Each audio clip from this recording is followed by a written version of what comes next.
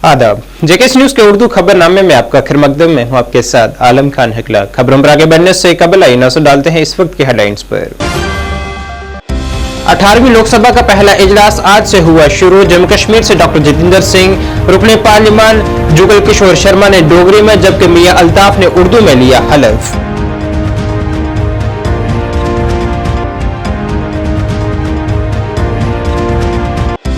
Indus water treaty के तहत 2 power प्रोजेक्टों का मुआयना करने के लिए भारत और पाकिस्तान का बड़ा वफद आज पहुंचा जिला किश्तवाड़।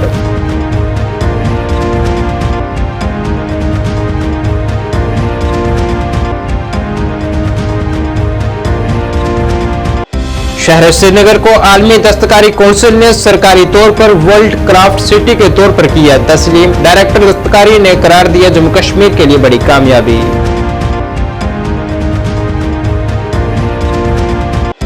और बारामूला में डीडीसी चेयरपर्सन की नेम इमारत का रखा गया आज संग बुनियाद।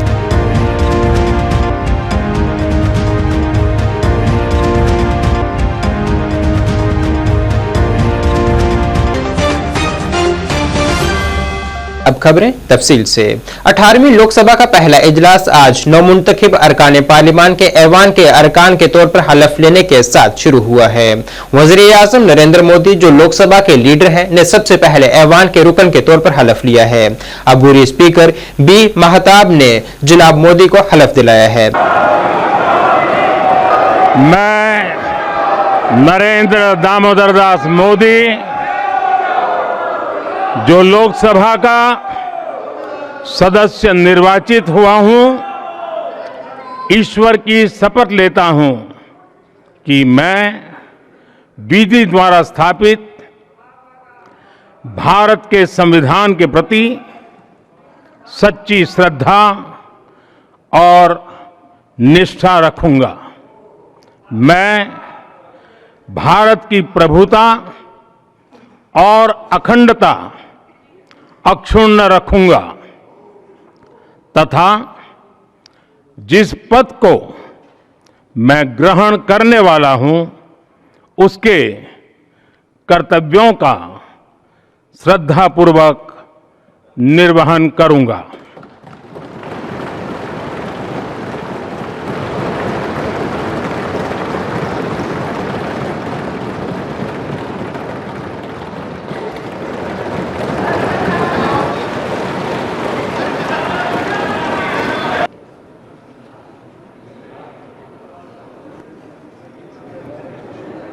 वहीं जम्मू कश्मीर से वज़ीर-ए-आज़म के दफ्तर में मरकजी वज़ीर ममलिकत डॉक्टर जितेंद्र सिंह और जम्मू से रुकने पार्लिमान जुगल किशोर शर्मा ने डोगरी जुबान में, जबकि राजौरी अनंतनाग पार्लिमानी हलके से रुकने पार्लिमान मियां अल्ताफ अहमद ने उर्दू जुबान में हलफ लिया है। मैं डॉक्टर जितेंद्र सिंह लोकसभा का सदस्य चुने जाने पर परमेश्वर की हाजर नाजर रखिए सगंध चकना जे मैं विधि द्वारा स्थापित भारत के संविधान अटल विश्वास ते पूरी निष्ठा बनाइए रखूंगा।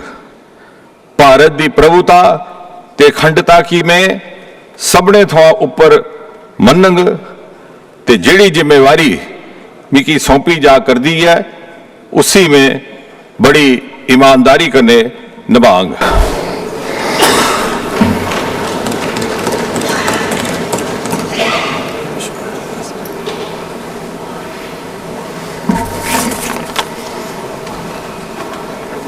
मैं जुगल किशोर लोकसभा का सदस्य चुने जाने पर परमेश्वर की हाजर नाजर रखी है सगंध चुकना जे मैं विधि द्वारा स्थापित भारत के संविधान च अटल विश्वास ते पूरी निष्ठा बनाई रखूं। भारत की प्रभुसत्ता ते अखंडता गी मैं सबने थमा उपर मनगा ते जिहड़ी जिम्मेवारी मिगी सौंपी जा कर दी है, उसी में बड़ी ईमानदारी कन्नै निभागा।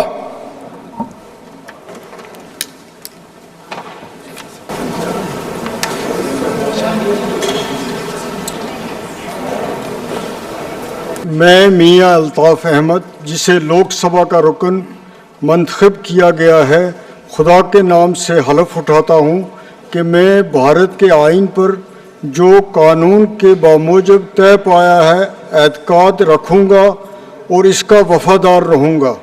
मैं भारत के इक़्तिदार आला और सालमियत को बरकरार रखूँगा और जिस ओहदे को मैं संभालने वाला हूँ इसके फ़राइज़ वफादारी से अंजाम दूँगा।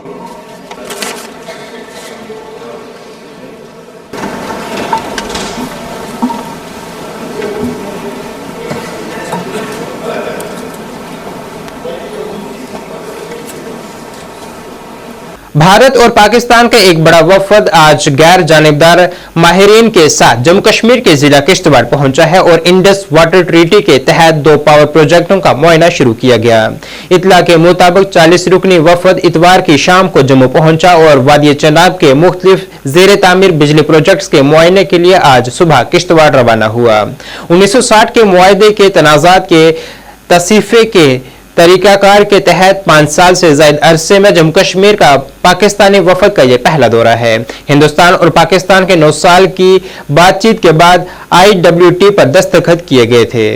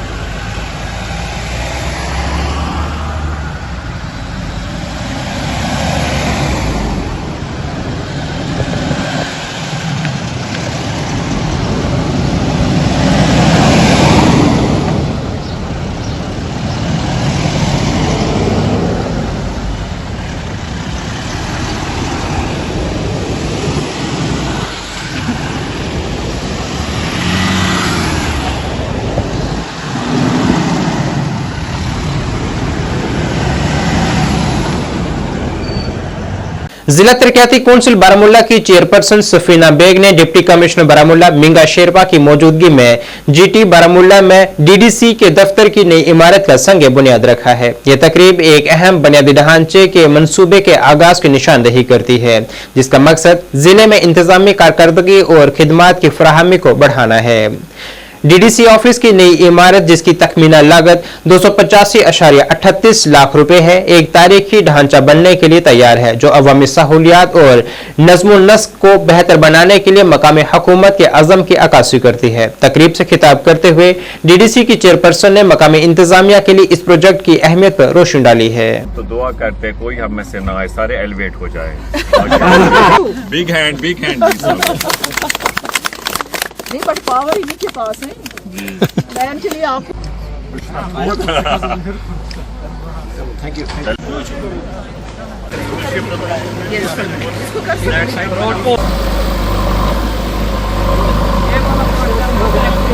चल रहा है सारा कट कर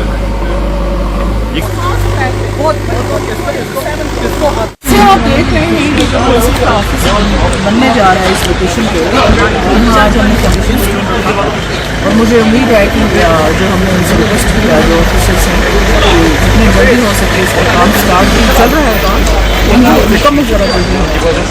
बारामूला डिस्ट्रिक्ट में बिलखुसूस बारामूला की प्रॉब्लम ये है कि वहाँ पर सरकारी बिल्डिंगें बहुत कम हैं। अब हमने एक एरिया आइडेंटिफाइड किया था last year, code of conduct से काम पूरा डिले हो गया, तो आज शूट स्टार्ट हो गया। जम्मू कश्मीर के शहर श्रीनगर को आलमी दस्तकारी कौंसिल ने सरकारी तौर पर वर्ल्ड क्राफ्ट सिटी के तौर पर तस्लीम किया है। ये बावकार एजाज शहर के भरपूर विरसे और इसके कारीगरों की गैर मामूली महारतों की निशानदेही करता है, जिनकी लगन और फनकारी ने आलमी सतह पर पेशराई हासिल की है। डायरेक्टर दस्तकारी महमूद अहमद शाह ने कहा है कि यह पूरे जम्मू कश्मीर के लिए एक बड़ी कामयाबी है और इससे इस शोबे शोबे को फरोग मिलेगा। क्राफ्ट काउंसिल में हमने जो है एप्लीकेशन दायर की थी 2021 में। उसके बाद इनके साथ हमारा कॉरेस्पॉन्डेंस रहा और इस साल अप्रैल के महीने में इनकी टीम यहाँ इंस्पेक्शन के लिए आई और उनको हमने जो है मुख्तलिफ आर्टिजन से बात करवाई, उनसे मिलवाया और फिर हम वर्कशॉप्स पे गए, क्राफ्ट सवारी पे लिया और इन्होंने जो है यहाँ की ये जो हैंडीक्राफ्ट की रोबस्ट सनत है उसको देखा। उसके बाद इनकी जो अपनी रिकमेंडेशंस गई तो उस रिकमेंडेशंस पे हमको जो है वर्ल्ड क्राफ्ट सिटी का दर्जा कल दिया गया। तो ये एक बहुत बड़ी डेवलपमेंट है। ये उन आर्टिजन्स की मेहनत का नतीजा है जिन्होंने सदियों से इस सनत के साथ वाबस्ता रहे और इन्होंने जो शाहकार बनाया है वो मुल्क के और दुनिया के मुख्तलिफ म्यूजियम्स में प्राउडली डिस्प्ले किए जाते हैं। तो ये एक रिकग्निशन है, यहाँ का जो स्किल सेट है काफ़ी रिच है और इससे इस डेवलपमेंट से क्राफ्ट पे काफ़ी फोकस रहेगा, चाहे वो गवर्नमेंट स्कीम्स के हवाले से हो या जो इंटरनेशनल टूरिस्ट यहाँ पे आएगा क्राफ्ट के लिए। ऑलरेडी डिपार्टमेंट ने जो है GI टैगिंग के हवाले से काम किया हुआ है, क्राफ्ट सफारीज के हवाले से काम किया हुआ है। उसके अलावा जो हमारी हैंडीक्राफ्ट हैंडलूम पॉलिसी 2020 की आई उसमें काफ़ी स्कीम्स के थ्रू बहुत सारे आर्टिजन्स को हमने रीच आउट किया, सपोर्ट किया। तो एक नई जो है जान इस हैंडीक्राफ्ट सेक्टर में फूकी गई पॉलिसी से और उसके बाद जो फर्दर डेवलपमेंट्स हुई और ये जो कल की डेवलपमेंट हुई इससे एक नई जो है डायरेक्शन और नई ऊंचाइयों को कश्मीर हैंडीक्राफ्ट छुएगा। देखिए, हमारे पहले आपको ये देखना है कि हमारे पास आर्टिजन्स कितने हैं। हमारे पास जो है 3,80,000 आर्टिजन्स रजिस्टर है। अब 3,80,000 आर्टिजन्स को रीच आउट करना काफ़ी मुश्किल है क्योंकि जो है इसमें काफ़ी फंड फ्लो की ज़रूरत है। हमारी कोशिश जो हुई है, हमने कोई 6,000 सोसाइटीज़ जिसमें 60,000 आर्टिजन्स हमने जोड़े हैं, 40,000 आर्टिजन्स के करीब हमने आर्टिजन क्रेडिट कार्ड दिए हैं। लेकिन ये जो है इसका एम्बिट एंड स्कोप हमको बढ़ाना पड़ेगा। इसीलिए जो है डिपार्टमेंट इस टाइम एक कम्प्रहेंसिव प्रोजेक्ट पे काम कर रहा है जिसमें वर्ल्ड बैंक से फंडिंग ली जाएगी और इन आर्टिजन्स तक पहुंचाई जाएगी। हमारी कोशिश है कि हर आर्टिजन्स तक हम पहुंचे, उनको माइक्रो क्रेडिट की सहूलियात फराहम करें, उनको डिज़ाइन इनपुट्स दें, उनकी मार्केटिंग में हेल्प करें, उनको ई-कॉमर्स प्लेटफॉर्म पर लाए। तो एक मुफस्सल जो है इस पे काम हो रहा है। तो होपफुली आने वाले दिनों में आप देखेंगे कि गवर्नमेंट का इंक्रीज्ड फोकस होगा हैंडीक्राफ्ट। देखिए, ये जो है इस इकोसिस्टम को, हैंडीक्राफ्ट इकोसिस्टम को रिजुविनेट करने की ज़रूरत है। हमें जो है अनऑर्गेनाइज सेक्टर से ट्रांजिशन करना है ऑर्गेनाइज सेक्टर पे। तो जितना जल्दी हम ये ट्रांजिशन करेंगे उतना जो सनत के लिए ठीक होगा। आप देखते होंगे कि आर्टिजन्स अपने घरों में काम करते हैं, तो आज के डेट में इनको ऑर्गेनाइज स्पेसेस में एग्रीगेट करना है, कॉमन फैसिलिटीज़ देनी है, रॉ मटेरियल बैंक्स के सूरत में इनको हेल्प करना है, फिर डिज़ाइन इनपुट्स देने। तो इन सारी चीज़ों पे काम हो रहा है। होपफुली जो है आने वाले दिनों में और अच्छी जो है डेवलपमेंट्स होंगी जो क्राफ्ट सनत के लिए अच्छा रहेंगी। ये तो शुरुआत है। अभी तो जो है हमें इसकी जितनी पब्लिसिटी हो उतना करना है ताकि हम जेन्युइन क्राफ्ट और जेन्युइन क्राफ्ट्समैन को प्रमोट करें। हमने जो है पिछले 10-30 सालों में जो यहाँ पे वो फेक का एक दौर चला जिससे आर्टिसन काफ़ी मार्जिनलाइज हुआ, तो उसको टैकल करने के लिए हमने GI टैगिंग स्टार्ट की। हम चाहते हैं कि जो भी यहाँ पे आए वो जेन्युइन क्राफ्ट खरीदे जो लेबल्ड है, तो उसको उससे क्या है कि आप जेन्युइन क्राफ्ट और जेन्युइन क्राफ्ट्समैन को प्रमोट करते हैं। तो मेरी तो मैसेज यही होगी कि आप जेन्युइन क्राफ्ट लें और जेन्युइन क्राफ्ट्समैन को प्रमोट करें। Thank you sir. सनत व तजारत के कमिश्नर सेक्रेटरी विक्रमजीत सिंह ने आज कहा है कि जम्मू कश्मीर में कारोबारी माहौल तेजी से बदल रहा है। ये मुल्क भर में सरमायाकारी के लिए आला मकाम के तौर पर उभर रहा है।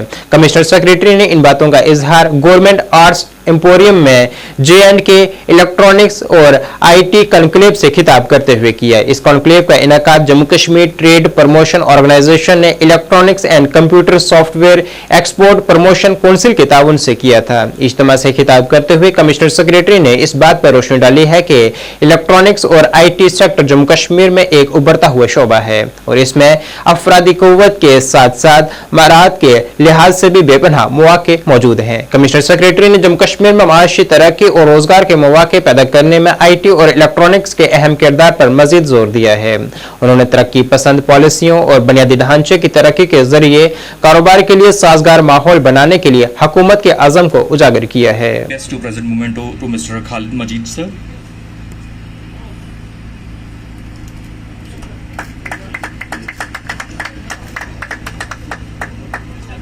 I request our chief guest to present Amrit Lal Manu, Chairman and Director of SG Synergies, MD Integrated Batteries India Private Limited. जो एग्जीबिशन जो इन JKTP ने लगाया था उसका बहुत ही अच्छा रिस्पांस था लोगों से।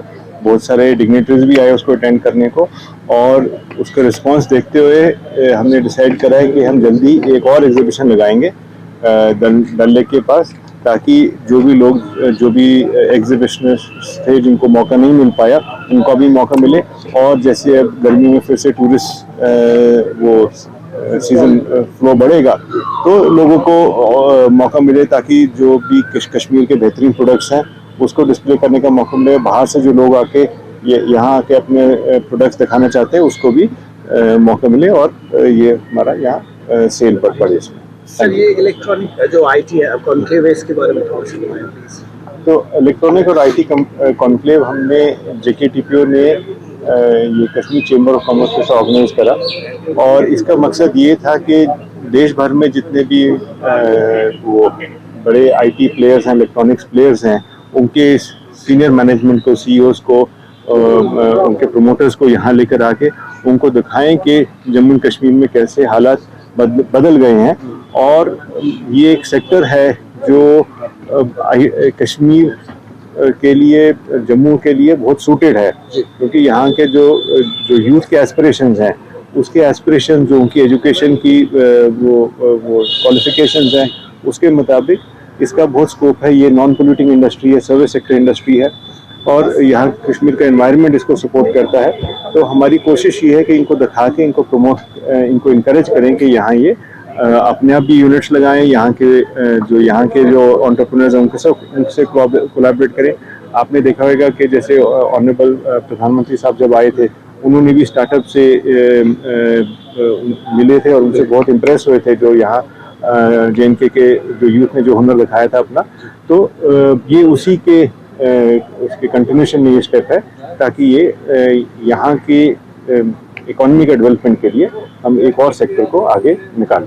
बहुत शुक्रिया sir, thank you. DC Baramulla और ADC सोपुर के सुबहान स्टेडियम का दौरा करने और नौजवानों से वादा करने के मज़कूरा स्टेडियम और बैडमिंटन इंडोर कोड इसी साल मुकम्मल किया जाएगा कि यकीन दहाने का समाजी कारकुन जावेद अहमद बट ने शुक्रिया अदा किया है। उन्होंने कहा है कि यहाँ आज तक हमेशा यकीन दहानियां की गई हैं, मगर इस बार वो पूरी उम्मीद है कि यहाँ स्टेडियम मुकम्मल होगा। डॉक्टर साहब, आपका सही फरमाना है कि जो कल हमारे ऑनरेबल DC साहब ने और ADC सोपोर ने जो हाई सेकेंडरी ग्राउंड जहाँ पे सुभान स्टेडियम है उसका दौरा किया, उनने वहाँ पे देखा कि जो वहाँ पे दो बिल्डिंग है, चाहे एक ऑलरेडी जो सुभाना स्टेडियम की बिल्डिंग है और दूसरा जो बैडमिंटन कोर्ट आज करीबन 7-8 साल से बन रहा है वो तैयार नहीं हो रहा, उस पर उन्होंने नजर मारी और हमें यकीन दिलाया कि वो जी इस साल हम लोगों के नाम वाकफ करेंगे। उसके लिए हम शुक्रगुजार है उसके, अगर क्योंकि हमने आज तक ये वाले बहुत सुने, जितने भी DC आए, करीबन 4 DC आज तक आए, सेम बात उन्होंने की, लेकिन हमारी जो स्पोर्ट्स फ्रेटर्निटी का जो मसला था वो यूं का तू रहेगा, वो कभी ठीक नहीं हो रहा है। तो आज हमें उम्मीद लग रही है कि हमारे जो ऑनरेबल DC साहब कल आए थे, हमें लग रहा है कि हमें रोशनी की किरण नजर आ रही है कि वो शायद वो ये अपना वादा जो उन्होंने कल बताया वो पूरा करेंगे। और साथ ही साथ हम ADC सोपोर के शुक्रगुजार है जो उसने वादा हमें किया था, जो हाई सेकेंडरी ग्राउंड की पोजीशन आपने देखी होगी, शबीर साहब आज से 10 दिन पहले बहुत खराब थी, तो लेकिन उसने हमारे साथ वादा किया था कि वो ग्राउंड में आपको ठीक करके दे दूंगा, उसने वहां पे बिल्कुल वो उसने हमें ठीक करके दे दिया। आज हमारा जो ग्राउंड है खेलने के लायक है, उसके लिए ऑन बिहाफ ऑफ सोपोर हम उनको मुबारकबाद देना चाहते हैं, एंटायर टीम को, जिस टीम ने उसमें हमें मदद की वो ठीक करने के लिए। और साथ ही साथ मेरी अब रिक्वेस्ट होगी लोगों से कि जो 2 टूर्नामेंट फुटबॉल के अब वहां पे खेले जाएंगे, बढ़ चढ़कर उसमें हिस्सा लीजिए, सो दैट सोपोर की जो ग्रूम, जो पहले जब हम छोटे थे उस दिन 10-10 हजार 20-20 हजार लोग वहां पे फुटबॉल का तमाशा देखने आ रहे थे,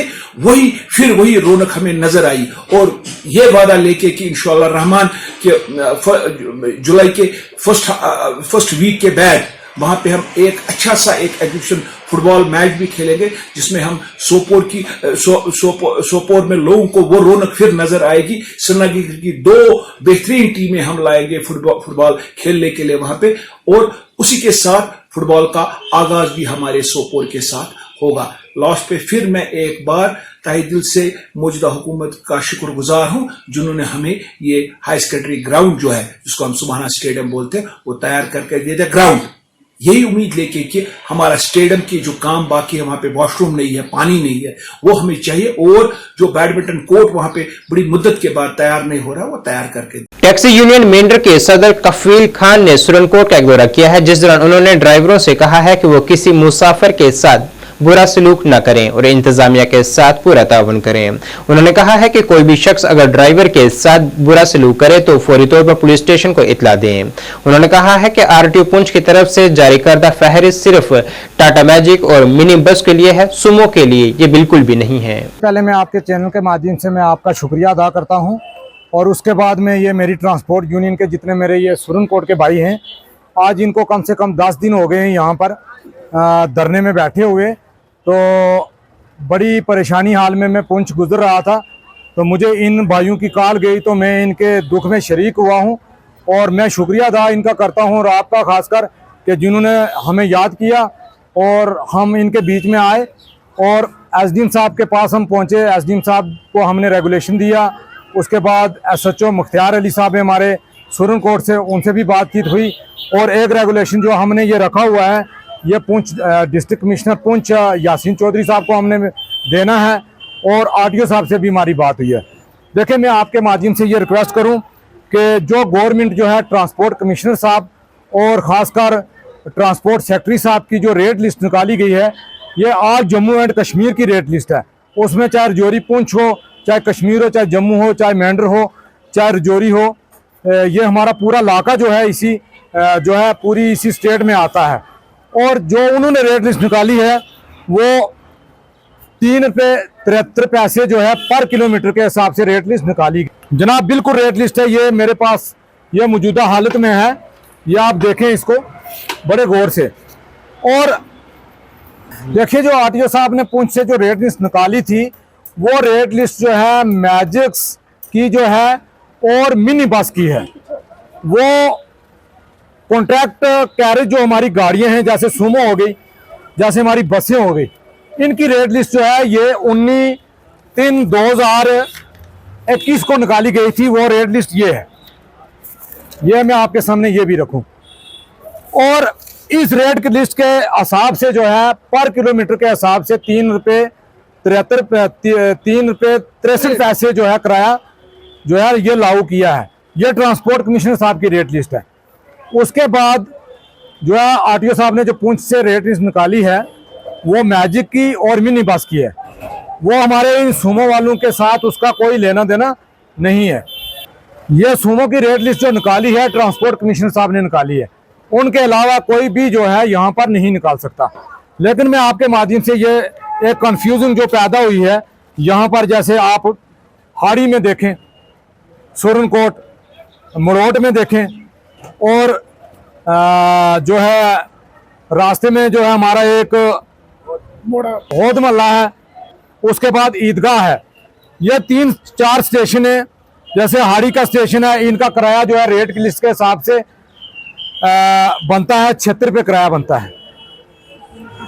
76 रुपये का किराया जो है ये अब बना है कितना के 70 रुपया किराया इनको अपने लोगों से लेना है। उसके बाद 60 रुपया किराया जो है ये खुइया गली का है। पहले ये 70 रुपया लेते थे, अब ये 60 रुपये किराया है। उसके बाद 50 रुपया जो किराया है ये होद का है। होद का किराया जो है पहले ये 60 रुपया लेते थे, अब जो है ये 50 रुपया किराया है। अब ईदगाह का जो किराया है वो 40 रुपये लेते थे, लेकिन अब जो है इन्होंने 35 रुपये। ये हमारा ट्रांसपोर्ट भाइयों से आपस में मीटिंग हुई है, आपस में हमने क्लियर किया है। क्यों कि हमारे लोग हैं, हमारी बहन, हमारे भाई, हमारे बुजुर्ग हैं, हमने अपने घर को देखना है।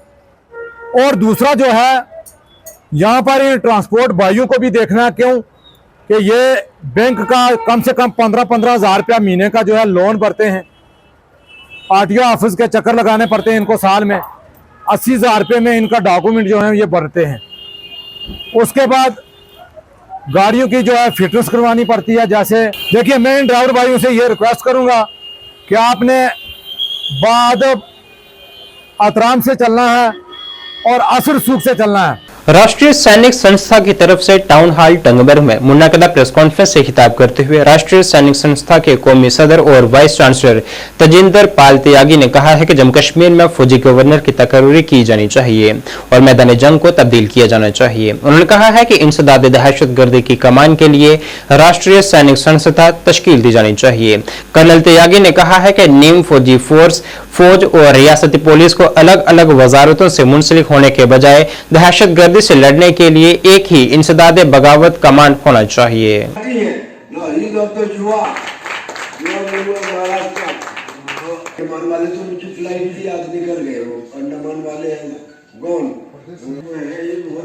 दिल्ली में उर्वशी वालिया जी उत्तराखंड में यस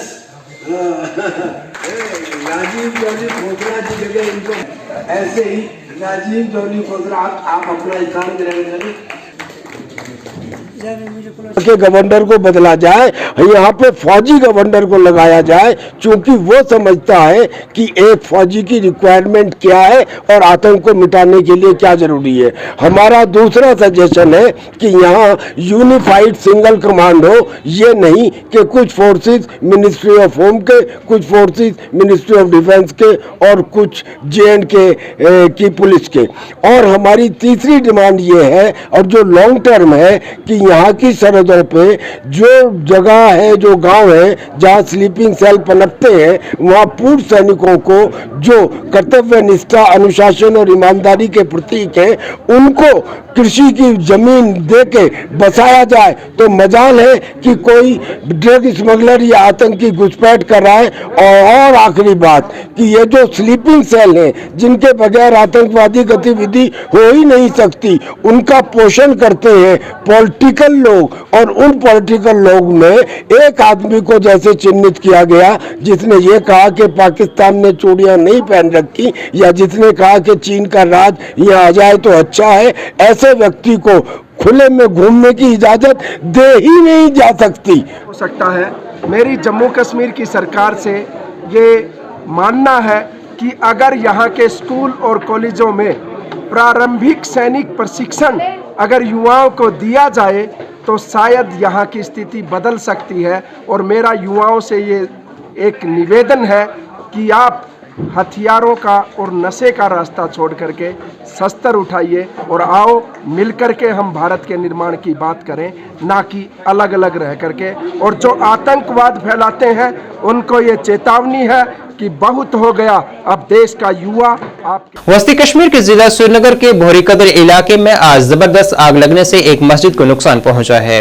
इत्तला के मुताबिक इस वाक़े के फौरन बाद फायर टेंडर आग बुझाने के लिए मौके पर पहुंच गए। उन्होंने कहा है कि जब तक फायर टेंडर पहुंचे बाजार मस्जिद को काफी नुकसान पहुंच चुका था। उन्होंने कहा है कि आग लगने की वजह मालूम की जा रही है।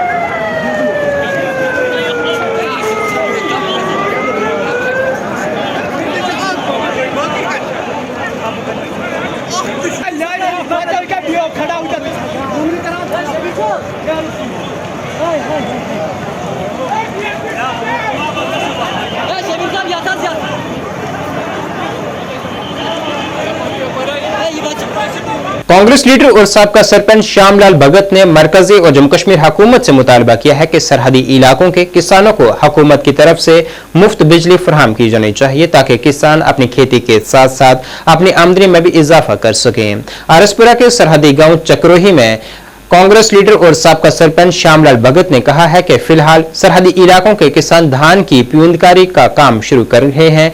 ऐसे में किसानों को 24 घंटे बिजली मिलनी चाहिए और नहरी पानी भी पहुंचना चाहिए ताकि किसान अपने धान की प्यूंदकारी का काम वक्त पर मुकम्मल कर सकें। उन्होंने महकमा बिजली को खबरदार किया है कि किसानों के बिजली के कनेक्शन न काटे जाएं, वरना कांग्रेस कारकुनान सड़कों पर उतरने को मजबूर हो जाएंगे।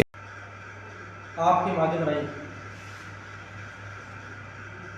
आपको भी मालूम है कि अभी किसानों का खेती बाड़ी का जो पैडी का सीजन है, तो अभी जो किसान है उसको पानी और बिजली की बहुत ज़्यादा समस्या है। और जो मौजूदा सरकार है, चाहे वो सेंटर में है, बीजेपी की सरकार है, इधर गवर्नर राज है, ये भी सरकार उनकी है, लेकिन 5-7 साल से लगातार जब भी ये किसान की खेती बाड़ी का टाइम आता है तो नहर में पानी नहीं है। लेकिन जो लोगों ने अपने पंप सेट पैसे खर्च कर किसानों ने लगवाए हैं, जब उनका खेती बाड़ी का टाइम आता है तो जो गवर्नमेंट है, जो मौजूदा गवर्नमेंट है, उनके कनेक्शन काट देती है। हम सरकार से ये मांग करते हैं कि अगर ये आपने काटने ही है तो उस टाइम काटने चाहिए कि जब किसान को जरूरत नहीं होती। उधर बिजली की जरूरत है, पानी की जरूरत है, लेकिन डिपार्टमेंट सरकार, जो मौजूदा सरकार है, गवर्नमेंट लेफ्टिनेंट सरकार है, उन्होंने किसान को इतना परेशान करके रख दिया है, किसान अपने टाइम पर वो फसल अपनी लुगा नहीं पा रहा है।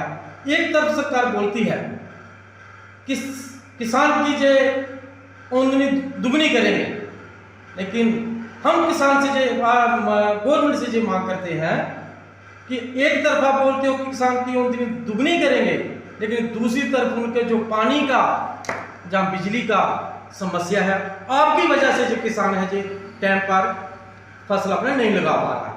जब फसल ही टाइम पर नहीं लगेगा तो किसान की बढ़ोतरी कैसे होगी? इसलिए हम आपके माध्यम से भी गवर्नमेंट से जो अपील करना चाहते हैं कि जो जितने भी ट्रांसफार्मर अभी तक को काट दिए हैं आपने, चाहे नहर में पानी नहीं है, जैसे मैं बॉर्डर पूरे की हल्के की बात करता हूँ, अभी पनीरी सूख गई है किसानों की। जो कुछ किसान ऐसे हैं कि उन्होंने बिजली की वजह से, पंप सेट ना चलने की वजह से अभी तक जो पनीरी की दान की पनीरी है वो नहीं उगा पाए हैं। इसलिए हम आपके माध्यम से गवर्नमेंट से जो अपील करना चाहते हैं, देख लो हमारे साथ में पड़ोसी मुल्क है, पड़ोसी राज्य है पंजाब, वहां भी गवर्नमेंट चल रही है, वहां आपकी गवर्नमेंट चल रही है, वो वहां उनकी दिल्ली में चल रही है। उन्होंने दिल्ली में क्या किया? पानी बिजली फ्री दे रहे हैं। साहब में इतना बढ़िया राज्य है, पूरे हिंदुस्तान में नंबर 1 राज्य है जो पंजाब में किसान उनको फ्री बिजली दे रहे हैं। अगर उधर बिजली फ्री है तो जम्मू में बिजली क्यों नहीं फ्री है? अगर ये इससे एक तरफ सरकार बोलती है कि 370 हटाने के बाद हमने 4 चांद लगा दिए हैं स्टेट में, लेकिन उधर देख लो आप कि किसान बॉर्डर पर धरने पर बैठा है। इधर किसान अपनी मुंजी पैडी जिसको बोलते हैं, उसको जो मेरे आस पूरे साउथ की सुचेतगढ़ बॉर्डर की, दोनों की जो पूरे वर्ल्ड में मशहूर है बासमती, लेकिन आज तक ये गवर्नमेंट। नाज़रीन, इस वक्त के उर्दू बुलेटिन में बस इतना ही। मुझे मेरी टीम के साथ दीजिए इजाजत। अल्लाह हाफिज।